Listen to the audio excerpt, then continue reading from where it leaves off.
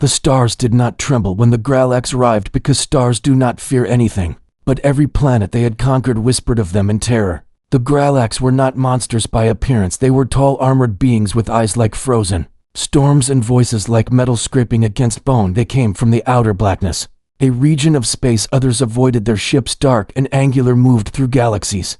Like knives through silk, never defeated, never questioned. They offered every species a choice: kneel or vanish, and every species so far had made the same choice. Entire civilizations, powerful and ancient, fell without a scream. They welcomed the Gralax. Out of fear, out of logic, out of hopelessness, then the Gralax came to Earth. And they expected nothing different. The Gralax High Commander stood on the bridge of his flagship, the dread pulse staring at the rotating blue orb in the distance. Earth was green, it was vibrant, it was weak. His officers whispered predictions. Some said Earth would kneel in 20 hours, others said 12, but none expected resistance. They had intercepted human transmissions, videos of music, laughter, war, and chaos. Humans were unpredictable, but primitive. The Gralax studied patterns and found none, but they laughed. The High Commander ordered a diplomatic broadcast to be sent to the planet's standard protocol as always: one message, surrender, and you will survive; resist, and you will be erased. Earth received the message, and for a long time, they said nothing. For one full Earth rotation, there was silence in the vastness. Then a signal blinked back, one tiny signal, not an army, not a fleet, not a formal reply, but a single video file. It played on the bridge screen in front of every Gralax officer and soldier across the armada. The footage was shaky, raw from a human handheld camera. It showed a small woman in a military jacket, her face scarred, her eyes cold. She stood beside a broken tank and smoking field. Behind her, the bodies of human and alien soldiers lay in the mud. Her voice was clear and sharp: "We are not your prey, and this is not your hunt," she said. She raised a battered rifle and spoke again. "You want Earth? You'll have to take it piece by piece, but you will never own it." Transmission ended. The bridge went silent. Even the High Commander frowned. It was not the words that struck them, but the tone. There was no fear, no plea, just a promise. Earth would not kneel. A lieutenant scoffed, said it was human arrogance. The commander did not reply. He gave the order: send the envoys, prepare landing, no weapons needed. Let them see our face before they vanish. It was a gesture of tradition, not necessity. Every species deserved the honor of meeting its new rulers before it fell. The envoy ship descended over a city the humans called London. Sleek black metal, silent as shadows, it hovered for a moment, then landed in a field surrounded by cracked roads and empty buildings. The Gralax stepped out, proud, tall, flawless. 3 warlords dressed in ceremonial armor approached, a human flag left in the dirt, and one of them laughed. But then the earth beneath them roared. A sharp whistle split the air, and the warlords vanished, not in retreat, not in teleport, but in flame. The envoy ship screamed as explosions tore through its hull, shredded from beneath by planted mines, human mines, primitive, deadly, brutal. In seconds, the entire landing site was a graveyard, and from the smoke came shadows moving with purpose. Human soldiers wearing masks and dirt-wielding weapons that were old by galactic standards, but effective. And behind them, no civilians, no banners, just silence. One soldier walked to the wreckage of the envoy ship and placed a hand on the scorched metal, his voice low and clear: leave or burn. The High Commander received the report without emotion, though his eyes narrowed. The humans had killed a Gralax envoy with tactics not seen in centuries: traps, deception, dishonor. Not war as the Gralax knew it, but still war. He turned to his second: prepare retaliation. Squad Alpha formation, full combat. Drop, erase the city. Broadcast the warning to other continents. But as he spoke, another human message arrived, not a voice, not a threat, but an image. One single image. It showed a map of Earth with red lines, showing where other Gralax ships would try to land, and marked over each spot in bold handwritten letters was one word: welcome. The commander stared longer than expected. He whispered something to himself, something no Gralax had said in thousands of cycles. This may be interesting. Send in the army. Drop all diplomacy. Begin the conquest of Earth. And as the black ships moved to enter the atmosphere, Earth waited, not with open arms, but clenched fists, ready to show the galaxy why it would be the first world the Gralax would regret ever touching, and the last they would ever try to take by force. Gralax warships descended in perfect formation, their black hulls cutting through the clouds like silent blades above the city of London. The sky turned darker, not from nightfall, but from the sheer number of ships blocking out the sun. Citizens watched from bunkers, basements, tunnels, and ruined subway lines, their eyes wide, but not with fear, with fire, the kind of fire that only burns when home is threatened. And surrender is no longer an option. The Gralax commander stood aboard the lead drop carrier, his armor glowing with command markings. His voice echoed through the internal Channels of every soldier prepared to secure the city. Non-lethal methods. First show these primitives their mistake. But the moment the Gralax drop pods hit the ground, chaos erupted. They had expected resistance, maybe small arms, maybe panic. Instead, they met traps, explosions, sabotage, and something far worse, human creativity. Gralax units spread through the streets, scanning for targets, but the buildings were empty. The roads were littered with false leads. They entered a hospital and found mannequins dressed as wounded civilians, rigged with thermal charges. One squad entered a school, only for the walls to collapse, triggered by motion sensors laid by human engineers. And in the midst of this madness came the fighters, not soldiers trained in perfect ranks, but human warbands made of veterans, mechanics, medics, hackers, even ex-prisoners, each fighting without a predictable pattern, striking, then vanishing. They attacked in silence, moved in shadows, and left only chaos behind. The Gralax commander watched the incoming reports, his screen filling with red icons indicating loss after loss. He activated his tactical AI for adaptation protocols, but the system failed to calculate effective counters. Humans were not following any known warfare logic. They were not using ranks or structure. They were using rage, speed, and insane courage. A captured Gralax officer was dragged to a ruined warehouse. His injuries were severe, but he was still breathing. A human woman knelt beside him, pressing a bloodied cloth to his wound. Her name tag read Rivera, and her eyes held no hatred, just cold purpose. "Why are you helping me?" he asked with a rasp. She didn't answer at first, then said, "Because you're going to live and tell your commander something important. You're going to tell him that we will never kneel, not because we are stronger, but because we don't know how." She stood, walked away, leaving him blinking in confusion. Moments later, he was airlifted by a stunned retrieval drone back to the Gralax medbay with the message burned into his memory. As the second wave prepared for deployment, the commander changed the order. Full lethal engagement, no mercy, no warning, erase all human resistance. But before they could land, something happened, something the Gralax had never faced before. Their targeting systems began to fail. Their maps scrambled, their communications jammed. At first they thought it was an EMP blast, but the interference came from scattered signals across multiple cities, and it wasn't military grade. It was coming from human civilians, from teenagers hacking with laptops, from engineers turning old satellites into signal disruptors. One Gralax dropship flew over what it believed was an abandoned suburb until it was struck mid-air by a homemade missile guided by nothing more than a garage-built sensor grid.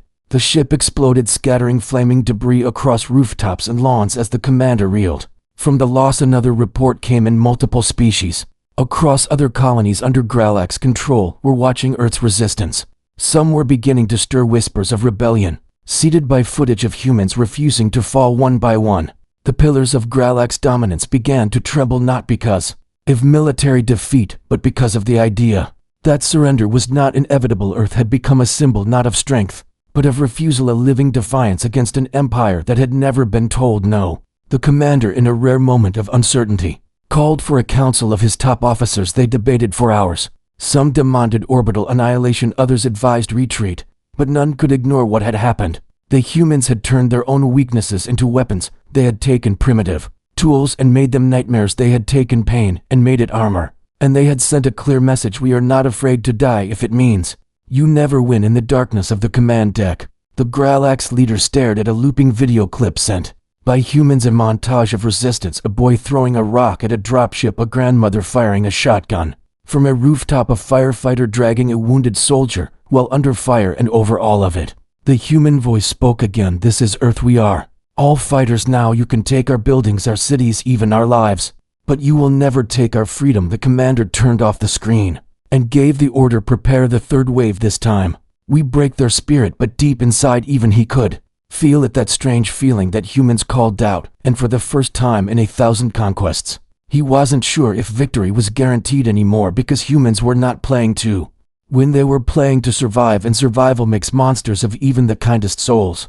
But in scattered bursts, moving like ghosts through the debris, the Gralax soldiers advanced, with their flawless formations, shields locked, weapons, glowing eyes scanning, but they could not predict what had no logic. One unit stepped into a quiet street, only to find their path blocked by overturned buses and burning vehicles. They raised their scanners, expecting traps, but what came instead was worse. Human children no older than 12 emerged from the shadows, hurling smoke bombs and screaming like banshees, while hidden rifles tore through the confusion. It was not strategy, it was madness. It was war born of desperation, and the Gralax, who had never Known chaos began to feel fear deeper inside the city. An elite Gralax squad moved through a shattered subway tunnel. Their armor adjusted for the low light, their senses heightened for ambush. They expected an enemy in the dark, but what they found was silence until a soft hum filled the air, and then an explosion, not from a bomb, but from collapsing steel. The entire tunnel caved in behind them, trapping them forward. With one option, fight or freeze. From the far end of the tunnel came footsteps.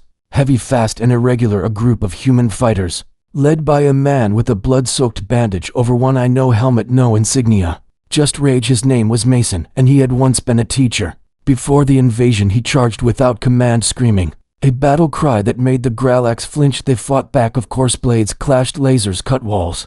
But Mason's team didn't fight to win, they fought to hurt, to break, to send a message that this war would not follow the rules. One Gralax soldier was cornered, his arm shattered, his helmet cracked. He raised his hand in surrender, but the humans didn't fire. Instead, Mason dragged him from the rubble and pulled out a medkit.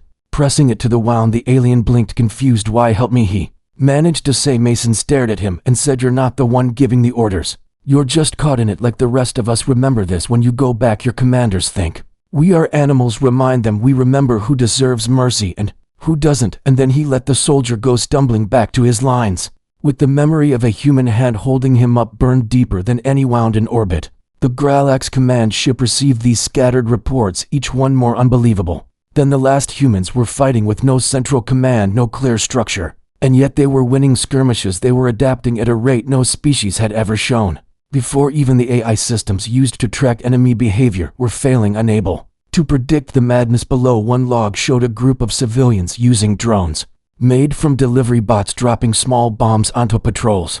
Another report showed retired scientists modifying farming equipment into anti-vehicle traps. The commander read each line and felt a growing pressure in his chest, something alien, something unwelcome doubt. He summoned the War Council again, and this time he asked one question: how do we defeat a species that does not care about order, that does not fear death, and does not follow any rules? One officer replied with hesitation, "We do not crush them.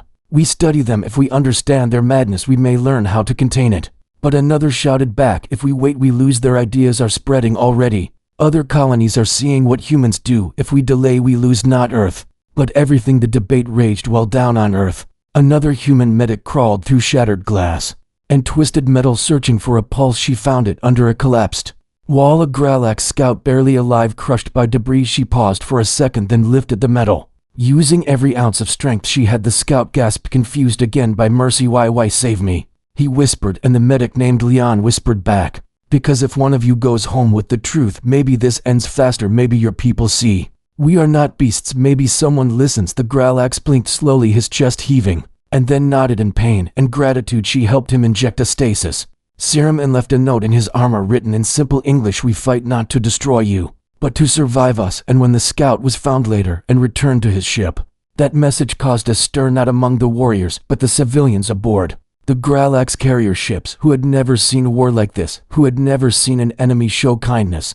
to those who came to kill them. And something shifted, not in orders, not in tactics, but in hearts, because this enemy was unlike any the galaxy had ever known. This enemy bled and burned and broke, but still reached out and said, "You don't have to die here, we just want to live." And for the first time in history, the Gralax did not know if they were the righteous conquerors or just the next empire to fall, not by power, but by the will of a species that refused to vanish. Even when the sky burned above them, Gralax High Command believed they could still crush Earth. If they escalated, if they burned brighter and struck harder. They had done it before, countless times, against species who resisted for a day, a week, a month, before finally collapsing under firepower. But Earth was proving different. So they decided to strike deeper, not just at military positions, but at the heart of humanity. They launched a new campaign targeting civilian hubs, schools, hospitals, power stations. They believed if they broke the people, the fighters would lose purpose. What they did not expect was that the people themselves would become fighters. The moment the orbital fire fell on a city called Madrid, the Gralax celebrated the destruction, thinking the resistance would slow, but it didn't. It multiplied. Survivors poured from bunkers, helping dig out strangers, holding broken strangers in their arms, and vowing revenge, not out of hatred, but out of love for what had been lost, and what they refused to let go. Across the globe, makeshift command centers emerged, not from governments, but communities, neighbors using ham radios, teachers converting schools into war rooms, truckers transporting supplies across shattered roads. Under sniper fire and through this growing web of chaos rose one key figure, a girl named Talia. Only 17, but already legendary. She had lost her parents in the first blast, but instead of crying she had rallied her entire neighborhood. She coordinated food caches, defense patrols, and even negotiated with the downed Gralax pilot, who had surrendered in fear. She spared him, fed him, and sent him back with a recorded message. It said, "Tell your people we're not going anywhere. Earth is home, and you can't erase home with fire." Her image went viral among human circles, broadcast on hijacked Gralax frequencies, and even shown secretly among Gralax civilians. Aboard fleet ships they began whispering her name, some as a threat, some as a symbol of something far more dangerous than weapons. Hope. The Gralax tried everything. They launched a psychological campaign, sending distorted voices through the airwaves, pretending to be human leaders begging for surrender. But humans ignored them, and countered with humor, with memes, with jokes broadcast through old satellites. Messages like "Your commander smells like a burnt potato" were seen not as childish, but as resistance, because humans had figured something crucial. The Gralax couldn't understand laughter is power, and they laughed in the face of death. But still the Gralax pushed harder, unleashing a new drone swarm to sweep the Americas. They sent machines that learned and evolved, but even these were outwitted by human unpredictability. One group of teenage engineers in an old museum used ancient airplane engines to confuse drone navigation systems. Another group in the jungle used wild animal sounds to lure drones into swamp traps, and in Alaska a team of miners, armed with nothing but rock drills and explosives, brought down an entire drone wave in a canyon by collapsing the mountainside over them. One surviving drone broadcast a final image before being destroyed. It showed a child holding a slingshot and smiling while standing beside a burning wreck of Gralax tech. The commander watched all of this from orbit, his fingers clenched, his armor humming with tension. He could not understand how a race so fractured, so wild, so illogical could withstand this level of pressure. He issued one more order: target all data centers, destroy their communication. Maybe silence would shatter their unity, but he was too late, because humans had already adapted again. They had switched to analog. They passed messages by hand, by pigeons, by light signals. They wrote instructions in chalk on walls. They shared tactics through murals and stories, even songs. Each person became a node in a network that could not be shut down, because it lived in minds, not machines. And deep within the heart of Africa, a retired linguist led a program teaching children how to encode strategies into dance, into drum rhythms, into street art. So even if the power died, Earth would still speak through rhythm, and rhythm could not be stopped. The Gralax began to fracture, not in battle lines, but in belief. Some of their junior officers started refusing orders to attack civilian shelters, saying they did not sign up to kill those who did not fight. One pilot dropped his payload into the sea instead of on a school, and then ejected his ship, letting the humans capture him peacefully. He said, "I have seen them up close. They do not surrender because they have nothing left to lose and everything left to protect." And those words were repeated by more and more, even among the elite forces, until cracks began to appear in the very bones of the Gralax Empire, not because Earth was winning by force, but because it was winning by never breaking. The commander tried one last desperate push. He ordered an orbital cannon to be aimed directly at a major human resistance hub. But before it could fire, the cannon malfunctioned, not by sabotage but by code. It had been infected with a virus, not from a military mainframe, but from a gaming console, modified by a 10-year-old named Amir from Pakistan, who just wanted to save his brothers fighting in the hills. And this act, this miracle, this glitch, was the final straw. The Gralax commander stared at the error message on the screen, blinking in disbelief. And for the first time he said something he never imagined. "We cannot win, not like this, not against them, because they do not just fight with bullets, they fight with music, with children, with stories, and with every breath they still have left in their lungs. They are not soldiers, they are something far worse. They are human, and now the stars will remember that forever." In the dark silence of low orbit, the Gralax command ship floated like a wounded predator, its hull still imposing, but its presence no longer untouchable. For the first time in the history of their conquests, the enemy below had not only resisted, they had turned the battlefield into a message, a warning, a legend. The human resistance had not vanished. It had grown louder. Every failed attack, every destroyed drone, every shattered plan seemed to birth 100 more defenders across Earth. The humans had taken the worst the galaxy could throw and transformed it into fuel. And now came the moment the Gralax believed would finally tip the war in their favor. The final strike, a full-scale orbital blast designed to erase a quarter of Earth's surface and A single cleansing wave, a weapon only used once before in ancient times. And never against a populated world. The commander stood before the activation console. Surrounded by silent officers, none dared question his judgment, though many carried unease in their eyes. But just as he raised his arm, a sudden alert rang across the ship. Unauthorized access. In the weapons core systems, a breach from within the ship itself. Panic spread through the command deck's systems began to blink. Red cameras showed something impossible. A Gralax captain, one of their own, had sabotaged the core. He stood beside the power cell, surrounded by human engineers wearing stolen armor. And one of them looked directly into the lens and said, "We are already inside. You cannot destroy what has already become part of you." That captain, his name was Korn, had defected days ago. After being captured during a failed raid, he had expected death instead. He had been treated for his wounds by humans. He had been shown their homes, their grief, their jokes, their stubborn hearts. He had eaten their food, laughed at their stories, watched a child sleep with a broken doll, and something inside him had cracked, not from shame, but from clarity. He realized the humans were not the enemy. They were the mirror. They were what the Gralax used to be before fear became empire. Now Korn stood as the key to their downfall. He transmitted the final override code, shutting down the orbital cannon permanently before the Gralax could reassert control. He launched himself in an escape pod, broadcasting every secret, every weakness of the command ship directly to Earth within minutes.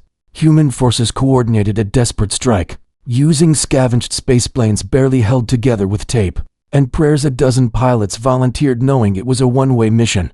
They called it the Last Sky Ride, led by a woman named Eva, who once flew crop dusters over the Midwest. Now she flew a refitted relic armed with nuclear charges and a hand-drawn flag taped to the windshield that said, "Earth lives." They launched at dawn, their engines roaring like ancient dragons, punching through atmosphere with pure rage. As they rose, the Gralax fleet scrambled to stop them, but their systems were failing, compromised by Earthbound hackers using university servers, coffee shop routers, even signal boosts from ice cream trucks converted into command nodes. The sky above Earth became a dance of chaos. Flak, explosions, lightning streaks from plasma weapons, and through it all the humans flew, weaving, dodging, praying, and screaming, until Eva reached the core section of the Gralax flagship, her ship burning, her oxygen low. She released the payload, not to destroy the ship, but to tear a hole through its heart, a hole large enough for humanity to speak through. And in that moment, as the flagship bled light and pressure, the humans sent a single final message: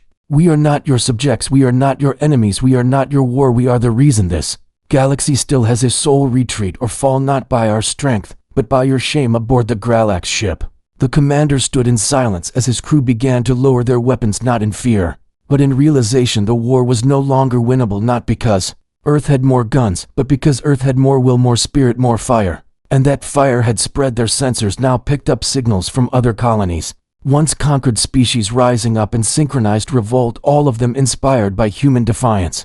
The commander removed his helm, placed it on the floor, and spoke one word that had never passed Gralax's lips in 1,000 years: surrender. And the stars listened, as the mighty empire known for endless conquest finally knelt, not by blade, but by belief. And somewhere on Earth, in a ruined building filled with makeshift radios, children danced to the sound of silence overhead, the first peaceful sky in months. And the old soldier who once thought hope was a weakness now smiled through tears, because the impossible had happened, not with glory, not with conquest, but with stubborn hearts, and the truth that Earth would never belong to anyone else but those who called it home, and fought for every breath of its wild, untamed sky. The war had carved scars deep into the soul of Earth and into the hearts of all who had survived the endless battles across cities, forests, and deserts. The cost had been staggering: countless lives, lost dreams, shattered homes reduced to ash. But amidst the ruin, a new light was kindling, a fragile hope that even in the darkest night, a spark could ignite a blaze. The humans had not only survived, they had united in a way no one thought possible. Even the Gralax civilians aboard their vast fleets were beginning to question the war. Some whispered in corridors hidden from their commanders. Others dared to speak openly in mess halls. The resistance had shown them a different face of humanity. Not just fierce fighters, but compassionate beings capable of mercy and honor. On Earth, a young boy named Eli became a symbol of that hope. He was no soldier, no warrior, just a child with wide eyes and a brave heart. When a stray Gralax scout stumbled into a bombed-out village, Eli risked everything to save the alien from a collapsing building. With trembling hands, he lifted debris, pulled the injured soldier to safety, and shared his last bottle of water. Word of Ellie's bravery spread quickly across broadcast channels.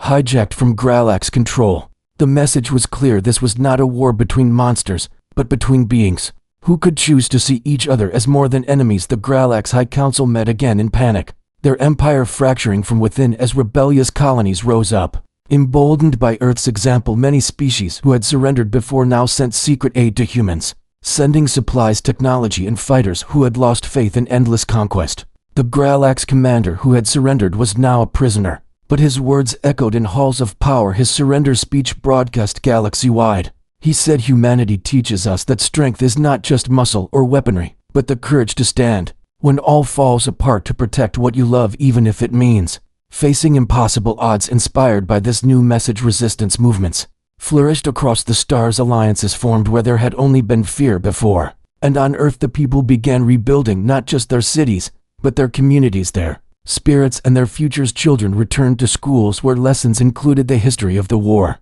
but also stories of unity and peace. Elders told tales of sacrifice and hope, while artists painted murals celebrating survival and defiance. The girl Talia, who had led her neighborhood through the darkest days, was now a young woman addressing crowds, urging forgiveness, but also vigilance, reminding them that peace was fragile and must be protected by every heart and hand. In a quiet corner of a rebuilt city, a veteran named Mason watched a new generation play. He remembered the battles, the losses, and the friends who never came home, but he also saw the smiles and the laughter and knew that the fight had been worth it. Humans had not only saved themselves, but changed the course of the galaxy and far beyond Earth orbit. A new council formed, not of conquerors, but of representatives from every species touched by the war. The council's first act was to establish the Pact of Freedom, a vow to never again let fear and domination rule the stars, to protect the right of every species to live free and to learn from Earth's example that true power lies in unity and respect.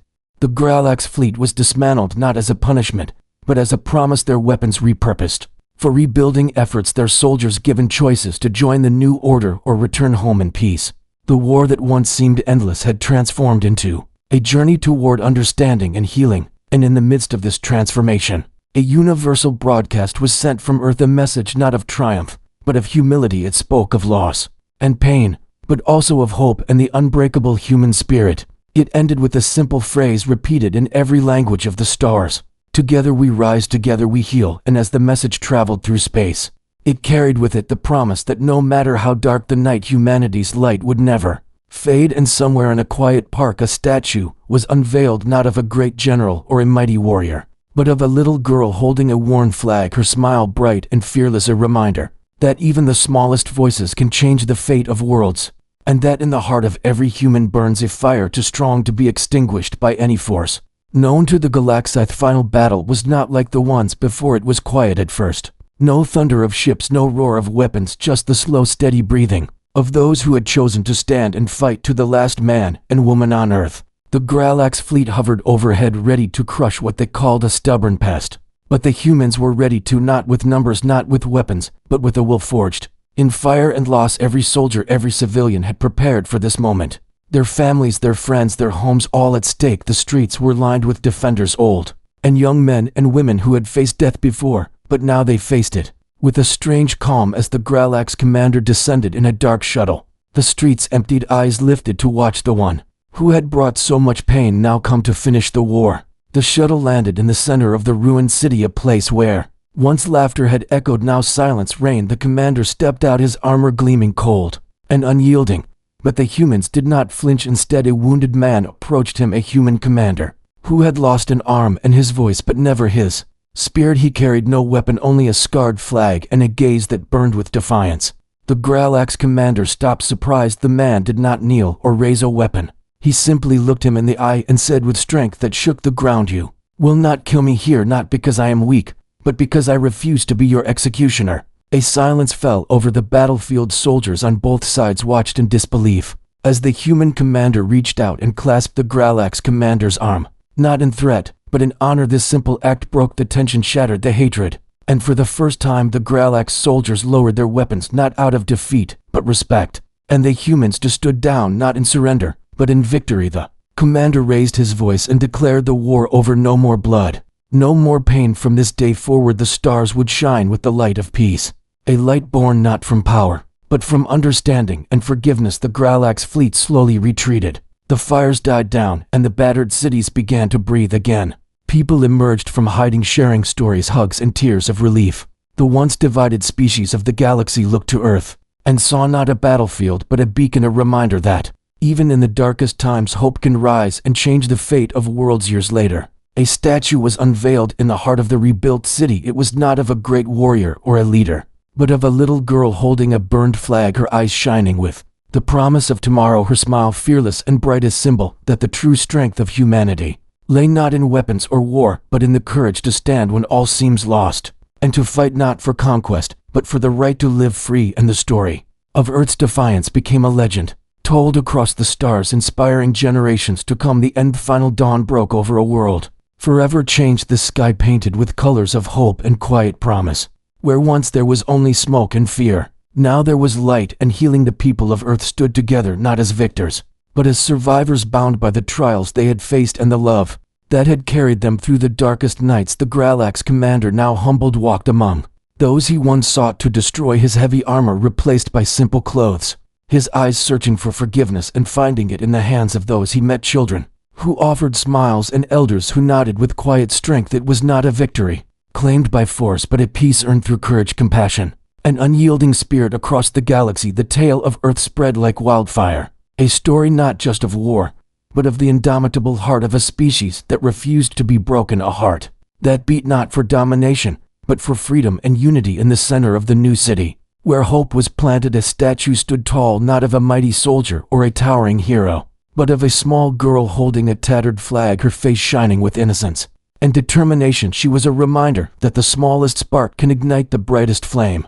that even in the face of overwhelming odds, the human spirit will rise fierce and unbowed. The stars above watched silently as a new chapter began, one where old enemies became allies, and where the true power of humanity was measured not in weapons, but in the love that bound them together through every storm and every battle. The legacy of Earth was clear to all, a legacy of strength, hope, and the unbreakable will to stand for what is right and just forevermore. The end.